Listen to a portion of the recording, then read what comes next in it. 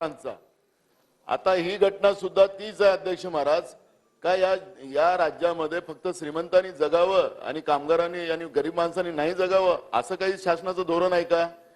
आम्ही त्यावेळेसही तुम्हाला प्रश्न विचारला होता अध्यक्ष, तुम्हाला म्हणजे तुमच्या माध्यमातून सरकारला अध्यक्ष महाराज, की जो कामगार कायदा आपल्या राज्यातला आहे कामगारांच्या हिताचाच नाहीये, सरकारने सगळ्या कारखानदारांच्या बाजूने कायदे तयार करून ठेवलेले आहेत, त्याच्यावर आमचं सातत्यानं प्रकाश आहे। आणि ही घटना पहिली नाही आहे या कारखान्यातली, 6 महिन्याच्या पहिले 2 लोक त्या ठिकाणी मृत्युमुखी पडलेत। सातत्यानं या पद्धतीच्या स्फोटक कारखान्यामध्ये काय काय परिस्थिती होती आहे, शासनाचं नेमकं धोरण काय, लोकांचा जीव गेला त्याला मदत दिली, जीवाला पैसे दिले ना, मेलेल्या माणसाला पैसे देणं नाही, माणसं कशी जगवली पाहिजे हे शासनाने या ठिकाणी सांगितलं पाहिजे अध्यक्ष महाराज। आधी अधिवेशन चालू आहे आपलं, नागपूरला अधिवेशन आहे, नागपूर जिल्ह्यात घटना घडली अध्यक्ष महाराज, याच्यापेक्षा काय गंभीर असू शकते? गरिबांनी जगावं नाही असं सरकारचं म्हणणं असेल तर सरकारने सांगावं अध्यक्ष महाराज।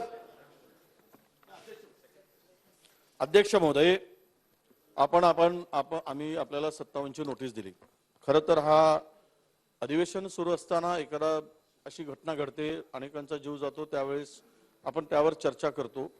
आमची मागणी होती की प्रश्नोत्तराचा तास स्थगित करावा, कारण अलीकडच्या 2-4 दिवसांमध्ये अधिवेशन सुरू असताना ज्या ज्या घटना झाल्या, ॲक्सिडेंटमध्ये मोठ्या प्रमाणात लोकांचा मृत्यू झाला आहे आणि कालची घटना तर फार भयावह अशी घटना आहे। अध्यक्ष महोदय, म्हणजे सेफ्टी मेजरच्या संदर्भात हा तिथे प्रश्न उपस्थित होतोय। खरं तर ते नाम्स पाडले जातात का? यापूर्वी याच कंपनीच्या 6 लोकांचा मृत्यू 2018 मध्ये झाला होता अध्यक्ष महोदय, आणि ही दुसरी घटना त्या कंपनीत तिसरी घटना आहे, आणि या तिसऱ्या घटनेमध्ये 9 लोकांचा मृत्यू झाला अध्यक्ष महोदय। ही सर्व लोक एक्सप्लोजिव्ह मध्ये कंत्राटी पद्धतीची माणसं असू शकतात, 10वी-12वी शिकलेल्या माणसं हाताळू शकतात, हे सगळं हा गंभीर विषय आहे। एखाद्याला पाठीशी घालताना आपण आपल्या संवेदना संपल्या काय असा खरा प्रश्न येतो अध्यक्ष महोदय। 11,200 रुपये कंत्राटी यांना देतात, त्या ठिकाणी आपल्याला निदर्शनास आणून येतो अध्यक्ष महोदय, गंभीर घटना असल्यामुळे, की मिनिमम वेजेस सुद्धा त्या मजुरांना दिले जात नाही। मिनिमम वेजेस सुद्धा 11,200 स्लिप आणली आम्ही, एका मजुराचं स्टेटमेंट रेकॉर्ड करून आणलं आम्ही, आणि ते लपून राहिलेलं नाही अध्यक्ष महोदय। त्या ठिकाणी 23 वर्षाच्या मुलीचा मृत्यू झाला अध्यक्ष महोदय। एक महिला तर तिला 2 छोट्या छोट्या बालिका आहेत, पैसे तुम्ही देणार, 5 लाख देणार, 20 लाख देणार, 25 लाख देणार, त्या 2 मुलींचं संगोपन कोण करणार? ती विधवा आहे अध्यक्ष महोदय, ती जी महिला तिथे गेलेली, आणि 2च लहान मुली आहेत, वडील नाही, आई गेली, हे पैसे कुठे येणार? विषय असा आहे की हे संपूर्ण प्रकरण आपण लक्षात घेताना त्या मालकांच्यावर अद्यापर्यंत गुन्हा दाखल झालाय की मला माहित नाही, पण तो खरं म्हणजे यांचा खून आहे, या मजुरांचा खून केलाय त्यांनी। 302 चा गुन्हा दाखल व्हायला पाहिजे त्या मालकावर। कोण लागून गेला हा मालक? कशाला संरक्षण? आणि देशाच्या संरक्षण जिथे स्फोटके तयार होतात, जिथे संपूर्ण दारुगोळा तयार होतो, आणि अशा ठिकाणी कंत्राटी मजूर, अनस्किल्ड लेबर त्या ठिकाणी लावले जातात अध्यक्ष महोदय, अनस्किल्ड। काल 2 उपमुख्यमंत्री जाऊन आले, आम्ही पण जाऊन आलो तिथे। हा फार गंभीर विषय आहे, यावर चर्चा व्हावी अशी आमची विनंती आहे अध्यक्ष महोदय। नागपुरामध्ये तो इको सेन्सिटिव्ह झोन आहे, हा वेगळा विषय आहे। 4,000 कामगारांच्या डोळ्यात अश्रू आहे तिथे, त्यांना कुठल्याही प्रकारचं संरक्षण नाही, त्यांना जबरदस्तीनं शोषण केल्यासारखं अधिक काळ लाभवलं जातं, त्यांना त्यांची पिळवणूक केली जाते, छळवणूक केली जाते, आणि डबल शिफ्ट मध्ये काम करून गेलं जातं। त्यांच्या डोळ्यात सापळ येतं तरी त्या म्हणता नाही, एक शिफ्ट संपली, आमच्याकडे ऑर्डर आहे, पुन्हा दुसऱ्या शिफ्ट मध्ये लगेच जा। हा सगळा प्रकार काय अशा ठिकाणी, एक्सप्लोजिव्हच्या ठिकाणी, हे अत्यंत गंभीर आहे अध्यक्ष महोदय, आणि म्हणून या संदर्भात चर्चा व्हावी, स्थगन आम्ही दिलाय।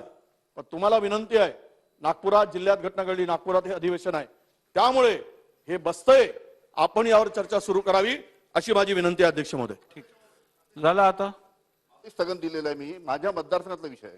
स्थगन चालू नाहीये, 57 चालू आहे। ठीक आहे, पण माझे ऐकून घ्या 2 मिनिट। स्थगनच्या वेळेला ऐकतो, स्थगनच्या वेळेला ऐकतो। नाही, एक अध्यक्ष महोदय, या विषयाची निगडीत, एक मिनिट, या विषयाची निगडीत आहे का? ठीक आहे, मी आपल्याला संधी, एक मिनिट, मी आपल्याला संधी देण्यापूर्वी सांगितलंय की स्थगनच्या वेळेला बोला, आपण म्हणाला आता बोलायचंय, स्थगनच्या वेळेला मी संधी देणार नाही, बोला। नाही, आमची एकच अध्यक्ष महोदय, काल एक मिनिट अध्यक्ष महोदय, काल एक मिनिट विदर्भाच्या प्रश्नांवर जर कोणी वाचत फोडत असेल विदर्भाचा प्रतिनिधी, तर आपण बोलू दिलं पाहिजे, त्याला थांबवलं नाही पाहिजे। ही पद्धत बरोबर नाही अध्यक्ष महोदय। काल जी दुर्घटना झाली, काल जी दुर्घटना झाली ज्यामध्ये 9 व्यक्ती मृत्युमुखी पावले, तो माझ्या मतदारसंघाचा प्रश्न आहे. सर्वात पहिल्यांदा दुर्घटना झाल्यानंतर अर्ध्या तासात मी पोहोचलो तिथे, 3 तास तिथे होतो. त्यामुळे याच्याबद्दल सविस्तर माहिती मला द्यायची आहे. त्याच्यामुळे सविस्तर चर्चा याच्याबद्दल झाली पाहिजे. त्या ठिकाणी मोठ्या प्रमाणात कामगारांचा आक्रोश होता अध्यक्ष महोदय. ज्या पद्धतीनं कामगारामध्ये त्या कामगारांची पिळवणूक केली जाते त्याच्याबद्दलचे प्रश्न आहे अध्यक्ष महोदय. आणि ज्या पद्धतीने राज्य शासनाने 5 लाख रुपये जाहीर केले, कंपनीने 20 लाख रुपये जाहीर केले, 20 लाख रुपयामध्ये बिचारे 9 लोक मेलेत. एकाला 20-20 लाख रुपये देऊन कंपनी याच्यातून या अशा पद्धतीनं पळवाट काढू शकत नाही.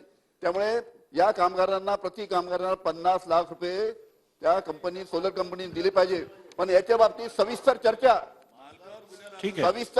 या बाबतीत ठीक होणं आहे. अतिशय गरजेचं आहे अध्यक्ष महोदय.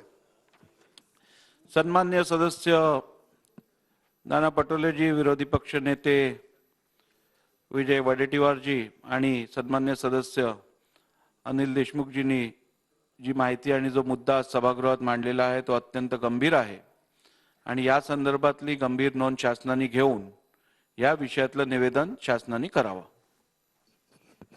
प्रश्न उत्तरे.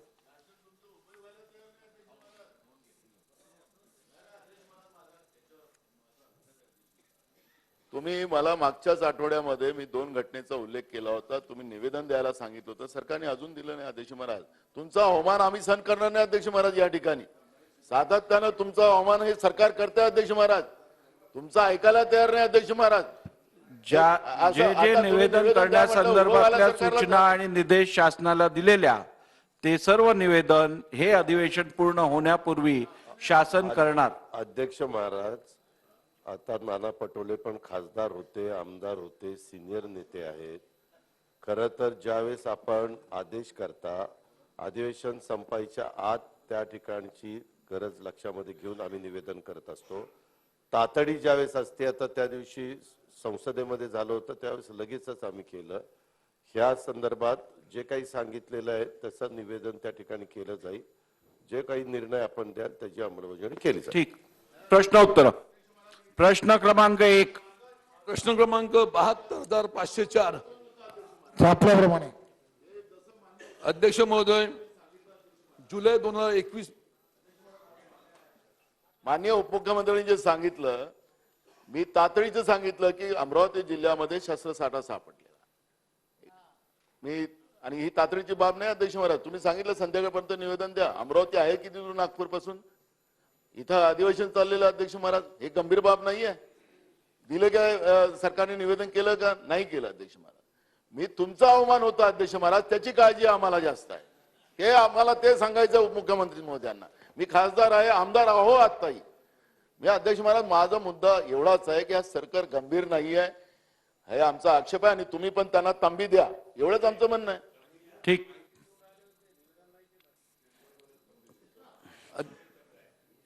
आपल्याप्रमाणे अध्यक्ष महोदय, जुलै 2021 मध्ये कोकणामध्ये अतिवृष्टी झाली. त्या अतिवृष्टीमध्ये कोकणामध्ये अनेक रस्ते, साकव, पायवाटा वाहून गेल्या. त्यामध्ये राजापूर तालुक्यामध्ये पाचोल विभागामध्ये 2 मोठे साकव आणि पूल वाहून गेलेले आहेत. त्यामध्ये प्रामुख्याने हद्दे मिलन, काजिडा कोळम आणि सावडाव निर्ले असे दोन्ही पूल वाहून गेलेले आहेत. अध्यक्ष महोदय, गेली 2 वर्ष वाहतूक संपूर्ण बंद पडलेली आहे.